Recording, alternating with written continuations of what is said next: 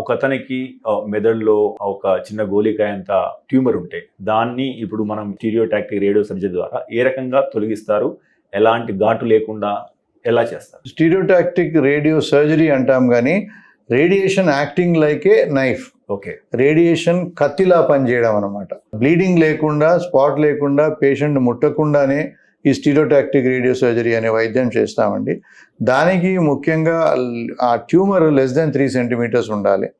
అలాంటప్పుడు ఎక్కడ ఉన్నా కూడా బ్రెయిన్లో కానీ, బాడీలో కానీ, లంగ్స్లో కానీ, ఇప్పుడు 60 ఇయర్ 50 ఇయర్ ఓల్డ్ మ్యాన్ ఇంతకుముందు లంగ్కి ఆపరేట్ చేసి ట్యూమర్ తీసేవాళ్ళం స్టేజ్ 1లో.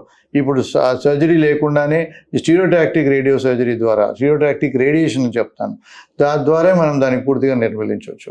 వర్టిబ్రల్ బాడీస్లో ఎన్నుపూసలో ట్యూమర్ ఉంటుంది, దానికి ఆపరేట్ చేయడము, తీసేయడం ఎంత చాలా అంటే ఇట్స్ ఎ మేజర్ సర్జరీ.